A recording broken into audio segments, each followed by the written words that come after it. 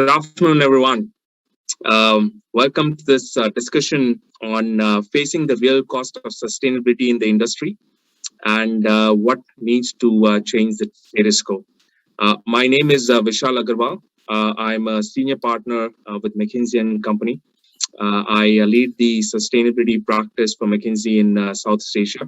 And I've been working with the governments, the public sector clients, the private sector clients on developing and executing their decarbonization pathways, as well as driving new business growth in green and sustainability. With me, I have three panelists, Kun Paradon, Mr. Rajan, and Sasaki-san. I would like to invite them to introduce themselves before we get started. Why don't we start with who I see on the top left of my screen, Mr. Rajan, then Kun Paradon, Sasaki-san. Good afternoon, everybody. My name is Rajan Rajgopal. I'm the president and CEO of Denslight Semiconductors. I've been in the semiconductor industry for over 30 years, and frankly, the semiconductor industry has been practicing some level of sustainability over the last 20 years. But I think recently there's been a real change in our need to really accelerate our abilities to reduce our water requirements, our ability to reduce our process chemical requirements, as well as electricity. So I think this is a great topic for us, and I'm looking forward to the discussion. Thank you. Kun Paradon? Hi, good morning. My name is Paradon Tulashata. I'm the Managing Director of Prepack Thailand, which is now under the SCGP group of companies. I used to be also the president of the Plastic Industry Club and also the founder of the Public-Private Partnership Plastic and Waste Management. I think my business is on the plastic and converter business, mostly in flexible packaging. So I think we have been, the big industry have been getting big impact in terms of sustainability due to the problem of the marine debris problem, plastic into the environment, and as well as all the waste that we are talking about all over Asia right now. So I think when we talk about the sustainability, as a plastic industry and petrochemical industry, we are now working together, to bring together with the concept of circular economies that we have been pushed hard from not just the world, NGO, government, even all the customers. So I believe I'm from the different industry from most of you are, but I think when we are talking about sustainability, it's not just on the outside, but we have also to talk about inside of the company as well. Thank you very much. Thank you, Kun Paradon. Sasaki-san. Well, thank you, Vishal-san. Thank you very much. My name is Toru Sasaki. Asbill Corporation, I'm very much honored to be in the panel. I head overall issues of sustainability in the entire Asbill group. Talking about Asbill group, I'll tell you a little bit about later. I've been involved in environment and sustainability engagement management for the past 25 years, and I do love to travel. Even though, these days, I've been to more than 60 nations ever before in the world, but I really hope the world to be back to normal as ever, and we can cross borders freely as before. And Asbill Corporation is kind of I would say automation company, and it's gauging and managing and engaging. So those are the infrastructure company, and the former company name used to be the Yamatake Corporation. Founded 100 years back, a century ago. And some of you might remember the name of the Yamatake Honeywell at the time, and the 50-50 joint venture at the time. And we are one of the manufacturing companies, but we do try to be the say solution provider. So I'll be very happy to be here in the panel with representatives of the other industries. Thank you very much.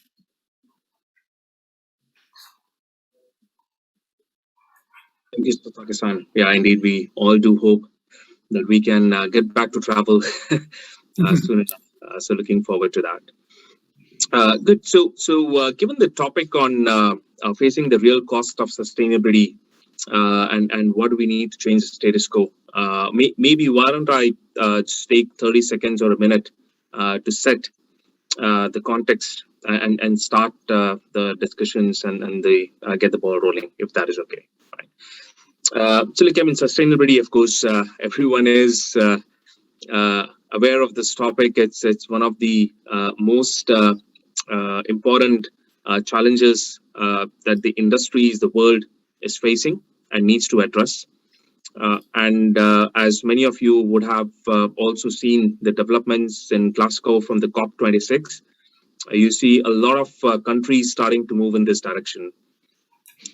Emerging countries which were not expected to make commitments on net zero have started to come out and make commitments, including countries like India, Indonesia, and China.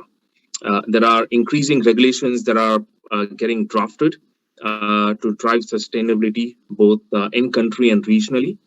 For example, the whole carbon, the cross-border adjustment mechanism in Europe, which could have implications across the supply chain, not just in Europe, but any materials getting through the borders of Europe could be subject to the carbon taxes.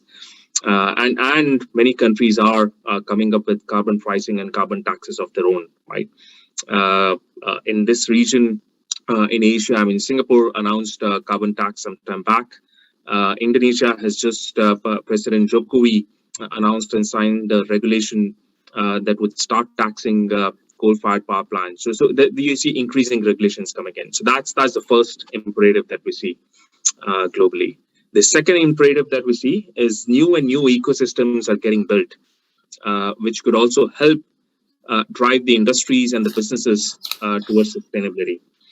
For example, the renewables ecosystem, the cost of renewables has dropped quite significantly over the last 5 years, 10 years, and in most cases it is now cheaper than many of the conventional sources of energy. The ecosystems around carbon exchanges are getting built. Historically, it was largely only in Europe and increasingly in California, but with China coming up of its own, and increasingly many countries expressing desire to set up carbon exchange, this could continue to build new ecosystems, right? So that is the second imperative. And the third thing that we see is also a lot of funding getting committed to decarbonization, to sustainability, to water and other elements of sustainability. So a lot of capital is chasing these sustainability projects, which helps, of course, in scaling up and bringing down the cost of capital that is available. So these are the three big themes that we see and we have been observing while we work with our clients both regionally and globally. So given these three, and you know, whatever other trends you might have seen, let me get the ball rolling by asking the first questions. Is what is the real cost that the three of you coming from different industries and different topics, different countries focus, what is the real cost of sustainability that you are seeing in the industry, but also maybe the broader ecosystem for the society, for the countries that you operate in, right? And maybe we start with Mr. Rajan. You get the ball rolling, and then we'll get around to the other panelists. Thanks, Vishal. I think an excellent question. You know, as I mentioned earlier, I think the semiconductor industry started its journey towards sustainability in Singapore, at least about 20 years back. And this was with the real introduction of, you know, what is now called new water by the government. You know, as you know, almost 40% of the water usage in Singapore is now recycled or new water type of water. So water sustainability started, literally 20 years back. And then since then, the industry has not looked back. The other big area that I think the industry is now looking at is, of course, electricity, right? Just to put things in perspective, the semiconductor industry uses anywhere from 8 to 10% of the total electricity usage in Singapore. Now, Singapore is a small country, but and it has a high number of wafer fabs for the size of the country. But in general, a semiconductor wafer fab uses very, very high levels of electricity as the tools are running 24/7. It's all air conditioned. There's clean room.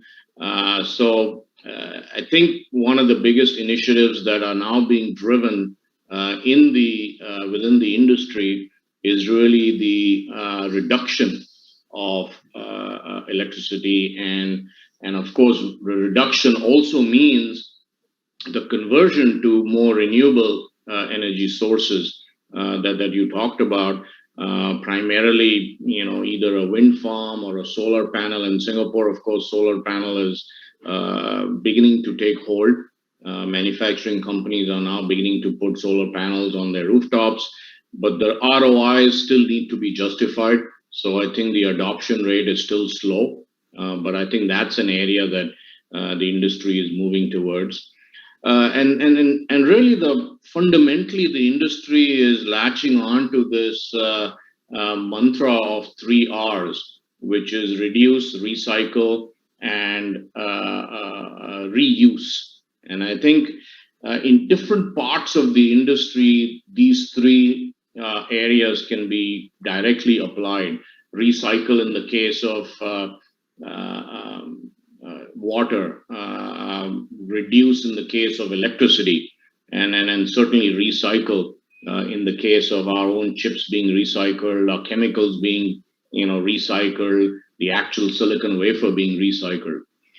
So I think the industry is, as I said, been there for 20 years, but I think there's been a renewed emphasis as a result of all this climate change initiatives that are taking place worldwide, and the fact that we all need to get carbon neutral within the next 20 to 30 years. So I think I believe the industry needs to take much more direct action, and in fact, I think you will see next year in conjunction with the government, the semiconductor industry is going to move forward in that direction. Thank you. And then, Mr. Paradon, I mean, plastics is at the front and center of the sustainability debate, right? So it would be interesting to hear your views on this.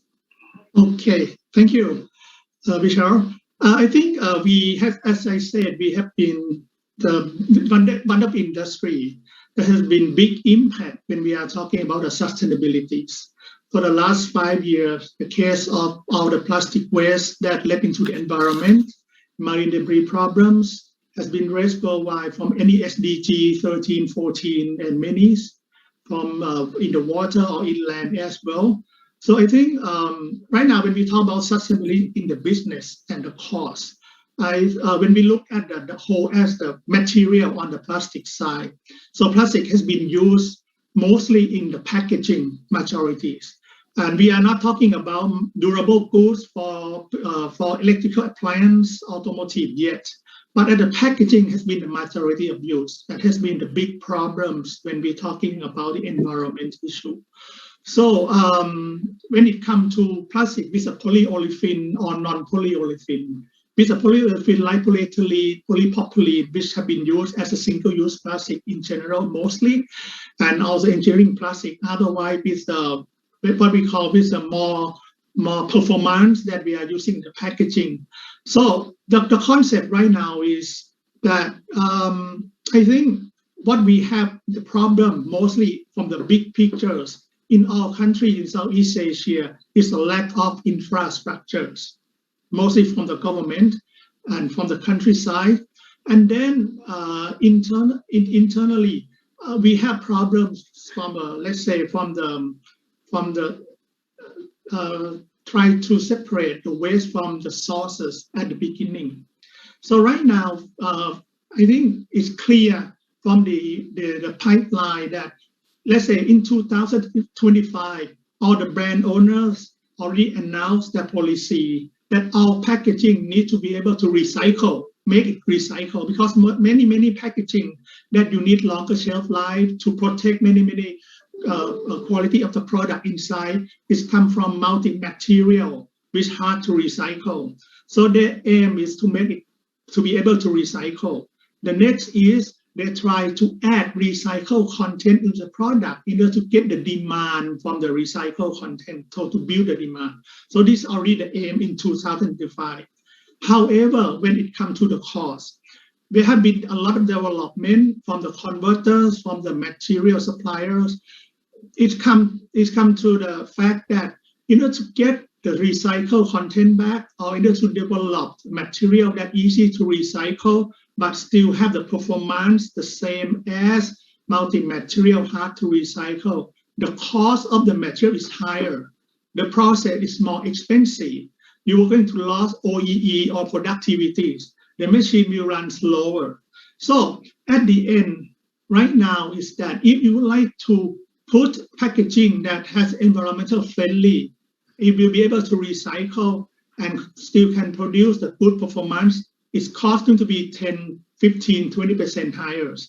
Then everyone's going to lay back and wait, because it's quite, everyone has a cost push, cost driven at the moment, especially you see during the last quarter or the oil price, when the COVID-19 crisis start to get a little bit eased, all the costs getting up. So when the cost too high, everyone have to look for the bottom line, right? So you announce that you want this kind of target in 2025. In Europe, it happened easily because it has been law and regulation. But in Southeast Asia, if you like to rely on only voluntary basis, it will not happen that fast. So this is something that I think we have to start with the cost that infrastructure not ready. The cost to collect will be very high, and also to get all the material back into the system still very difficult. And the recycle technology is mechanical will be very limited. So I think a lot of innovation is coming, but the cost will impact to the brand owners and finally to the consumer, which they don't want to pay at the moment. Thank you. Yeah, no, that's interesting, Paradon. I have two very interesting things. One is you did say that the costs are high, given the technology that exists today, anywhere up to 15 to 20%. I also heard that there is increasing pressure from the stakeholders. You said that most companies will announce, if not already, that they want to see different kind of packaging by 2025. In fact, as we get to Mr. Sasaki-san, would love to understand, in addition to just, are you seeing the similar costs and imperatives in Japan and other geographies that you operate in? But also, maybe if I can add one more question based on what we just heard, what pressures, if at all, are you seeing from the stakeholders, be it your customers or from the country or from the government? Given we know Japan has been one of the first few countries that has committed to net zero and is moving aggressively and having plans across different industries to drive on sustainability agenda. Well, thank you, Vishal-san. Well, yes, sure, there are pressures or a headwind, I would say, from our stakeholders to move on sustainability, and I follow suit to what the Paradon-san said before, and especially plastic is anti-movement toward the plastic overall. So I know how you feel about we should get to know the ideas of what the stakeholders think about, especially the plastic issues. So, talking about plastic issues a little bit. Well, we are the manufacturing companies, and traditional our business is to produce the control valves or the meters or gauging materials, and we decided the goal by 2030, the SDGs goal year, every new product to be 100% recyclable by them 2030. So it is very difficult when you talk about the valves are well composed of many different materials. So, but it's a very very high hurdle we have to overcome, but we set a goal as far as the recycling is concerned. Well, getting back to the talking of the, say, pressures or the the cost of sustainability. Even though that today's theme of the panel is some cost of sustainability, I would know, but it is quite natural for most of the manufacturing companies to regard sustainability as cost or threat, I would say, in other words. But I believe we need to have a multiple perspective. I mean, taking it as cost as well as opportunities. Likewise, the way we analyze SWOT, SWOT, we analyze SWOT, the sustainability can be both threat and opportunities as well. And looking worldwide, when we look at worldwide companies, enterprises are carbon-intensive companies like, say, BP, for example, or Shell, very carbon-intensive companies are there. Even though they are facing fairly greater cost of the decarbonization, they try their best to transform their business. The 20 years back, I think I remember that British Petroleum uphold it. The logo or changed the slogan of the beyond petroleum. So they are trying to best to transform the trend. So sure, there are very big pressures toward especially to the carbon intensive industries. Sure. And including the plastic industries as well. But as the listed corporations in Japan, and we cannot neglect these pressures. Yes, that's true. But not only responding to these, pressures, or we don't have to cater for every pressure of toward the sustainability, I believe. Because we are doing business, we are facing risks and opportunities. We have to overcome everything we do. So some part we have to try our best to respond to the pressure from the stakeholders. But we have to, you have to survive. We have to be sustainable as ourselves. So it's quite important as well. To facing for the pressures to the sustainability, and also we have to be sustainable as our enterprises, as ourselves. Thanks. Very well said, and I like the framing on not seeing this as a threat but as an opportunity, and I do indeed agree with that. Having said that, are you? It was quite impressive to hear that you have already targets to take all the materials going to recyclable by 2030, right? One question coming from that is, do you see generally customers starting to also see the logic of this and almost kind of give you a quote-unquote green premium for all the investments and efforts that you make in your respective industries to drive sustainability? Do you see increasing demand from the customers, and do you see willingness to share burden in that and give you some green premium as you move towards sustainability in different industries? Maybe we can start with Sasaki-san, given that you brought this up, and then would love to hear your thoughts, Rajan and Paradon as well. Okay, thank you, Vishal. Thank you very much. Okay.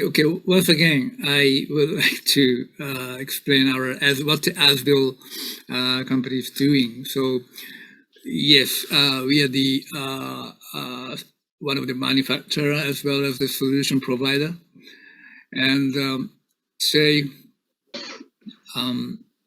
although we are producing products, I would say what you say by the premium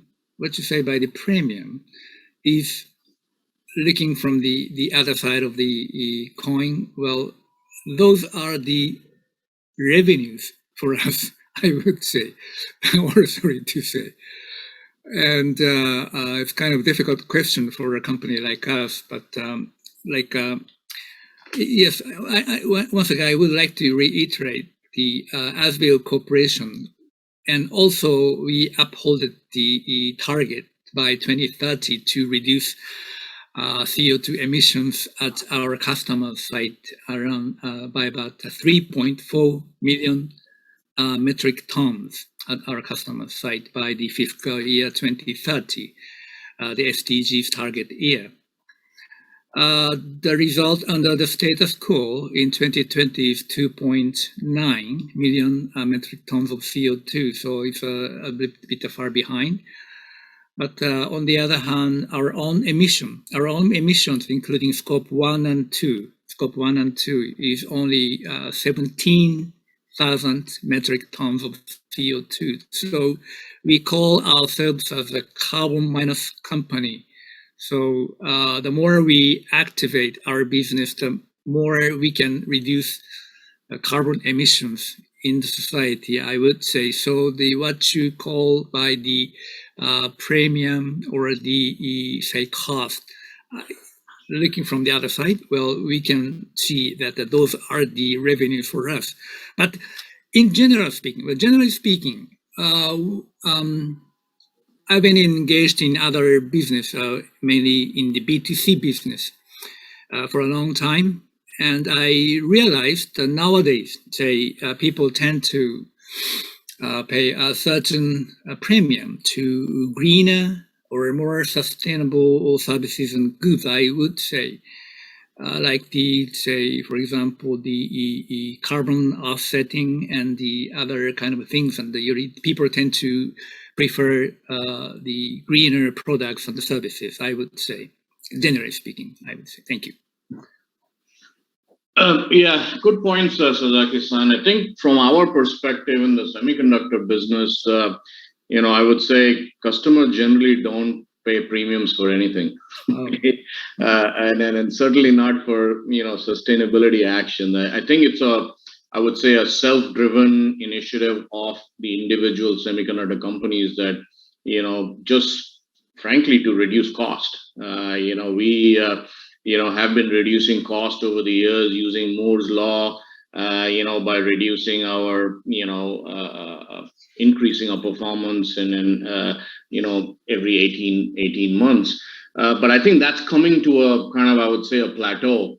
So the industry is looking for other ways to reduce costs. And I think one of these is really to, what I talked about earlier is recycling our, chemicals that we use, the water that we use, reduce the usage also of chemicals. So I think that initiative is being driven internally. And just to put things in perspective, one single wafer fab can, use $20-30 million per year of electricity. I mean, that's the kind of cost you're talking about per year. So it's definitely in the best interest of the companies to do that. There has been precedence in the past that the industry has been demanded by customers to take on certain, initiatives. For example, the RoHS compliant, initiative that came about, 30-40 years back, where companies had to go into what is called lead-free manufacturing. So that was primarily driven by customers demanding this. There's also things like conflict-free minerals, which again customers have made semiconductor companies sign declarations that they don't use conflict-free minerals. So those kind of initiatives have come from the customer. To date, I don't see customers demanding that, hey, you gotta have 20% of your electricity usage using renewable sources. I mean, things like that have not yet taken place, but I don't I don't think that it may happen in the near future, but I don't rule it out. I think as the movement, I think, gains momentum, I probably will see customers coming to us and saying, hey, by the way, tell us your carbon footprint, tell us your, usage of renewable, sources of electricity, for example. I think I do see that coming. So our industries, I would say, a little bit behind, but I think now there is a strong motivation internally, to move to a more carbon-friendly environment and manufacturing. Thanks. Good questions to Rajan, thank you very much. And I could get to know the status of the semiconductor industries. Thank you very much. Yeah. And what you say by pressures? There's not much pressure from the customers. I could get to know. Yeah. But what about the government or the regulatory bodies? They have pressures, right? No? Yeah, you're a very good question. And in fact, the government itself is pushing very hard to go into, so if Singapore government says, hey, we need to be carbon neutral and stop using coal, for our electricity, which they announced today, they want to reduce the, dependence on fossil fuels. The industry will have to follow. And the good part about that is that I think if the government demands, certain industries to go a certain way, I think they give very good support to guide, the companies in that direction. So I think the government support is very important. And as I said, I think you're probably right, Sasaki-san, that it's going to be both an internal push as well as maybe a push from the government, not so much from our customers. Mm-hmm. Yeah. Thank you very much. Yeah. What kind of support or the push that you are seeing, Sasaki-san, given that you asked this question in Japan, and I would then contrast different pressures or support that the industries are getting in different regions, and how one can learn from each other. Mm-hmm. Thank you very much. Yeah, I would say that in my opinion, well, yes, there's regulations by the government, or the local government also has some kind of pressures toward us. And at the moment in Japan, there's not much subsidy-wise, involvement from the government, but there are surely incentives encouraging ways we have in the Japanese regulatory bodies we have. And the ITAP, one of the themes is the industry 4.0. I suppose imported ideas of the German way. I don't know, but here in Japan we have another word. Society 5.0 is very close to similar words to the industry 4.0. In the idea of the society 5.0 is a human-centered society, which balances advancement with the resolution of social problems we have, an integrated system of the cyber physical space, CPS. And that's what the Japanese government and the Japanese Economic Federation is now striving to achieve, that Society 5.0 is that stage. And in conformity with that framework, most of the listed or the major companies in Japan are trying their best to conform to the framework. So it's in other words, that kind of a framework is a kind of regulations or the pressures. In other words, I would say we have. Interesting. Could Paradan would love to understand, Yes. what you are seeing, and also if you had an ask from the government, from other stakeholders to change the status, what would that be? I think when it comes to about this discussion, we clear that the consumer majority don't want to pay more.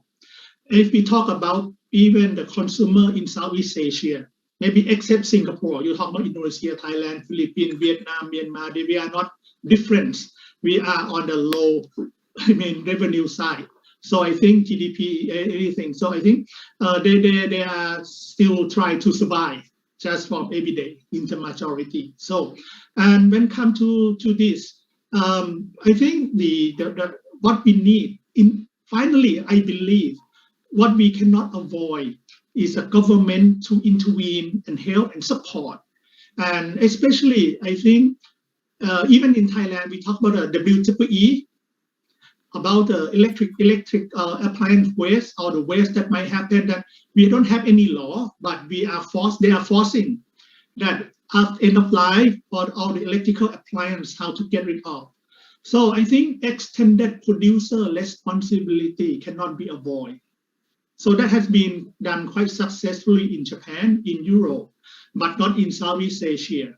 But I believe that in any kind of business, not just plastic, finally, everyone in any business cannot avoid the concept of extended producer responsibility. And that we look at the cost. It seems we look at the cost, but at the same time, Mr. Sriki said, it's not the cost if we look at multi-dimension, because we generate the cost to environment.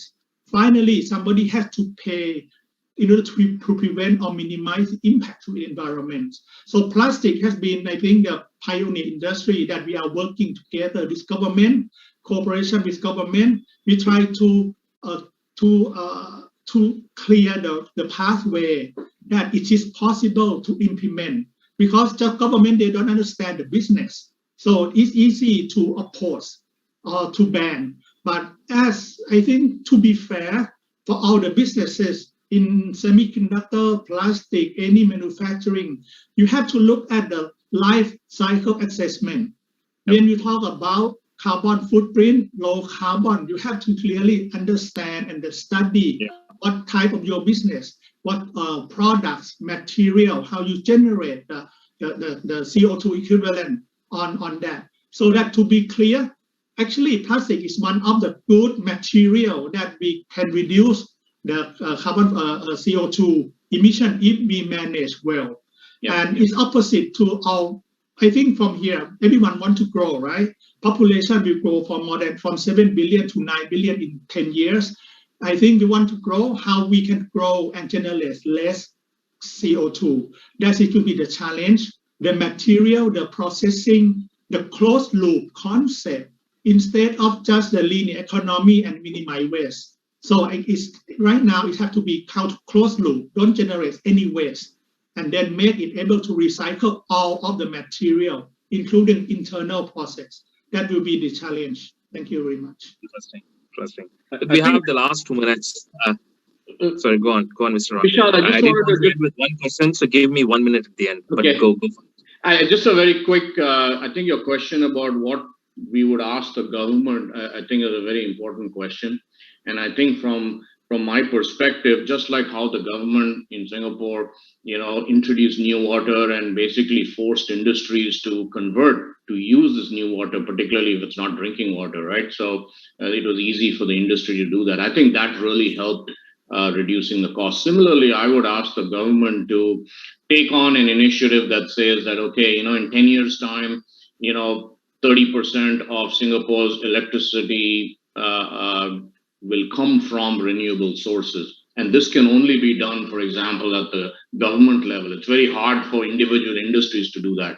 So this is the area that I feel that the government can almost, force fit into any manufacturing facility if they provide the ability to use renewable sources for electricity. I mean, that in itself would reduce the carbon footprint. Correct. It has to be an ecosystem level. The power mix is hard for the industries to change. Exactly. I agree. That's a good point. Good. 5 seconds. 5 seconds is my favorite question in these discussions going around. Have you committed, or do you have plans to commit to sustainability aspirations? Paradon. I'm sure. I think we are the plastic converter. Yes, we have to commit to all the customers and also internally the process that we adapt in order to be able to provide our customer with a more sustainable packaging and product, as well as internally try to make zero waste into the company. So I think that's what we are trying to do. Yes, thank you. Rajan? Yes, in fact, my message to my customers for 2021 and 2022 is in fact all about sustainability. In fact, you can go to my website and have a look at it. So definitely we are committed to do that. Pakistan. Yeah. Yes, we are committed even to the Paris Accord and 2050 and even to the SDGs. We have 4 pillars: environment and energy, and new automations, and also the supply chain, CSR, and also for the human well-beings. And so with the 4 pillars targets, we are committed. Thank you. Great. No, and I can very proudly say, as McKinsey and Company, we also have very clear targets and commitments. I'm glad to see we definitely believe that digital and sustainability go in hand, and a lot of automation and digitization will help. So also glad to see that forum like ITAP having this as a core theme. Would like to thank the ITAP and the organizers and all of you, Sasaki-san, Mr. Rajan, and Kun Paradon, for a lovely discussion. We should continue these chats offline, and hopefully with the excitement and the commitments that I heard, I think we are on our way to achieving the commitments that we have all made individually and together. Thank you. Thank you, everyone, and have a good day. Yeah. Thank you, Michelle. Bye-bye. Thank you very much.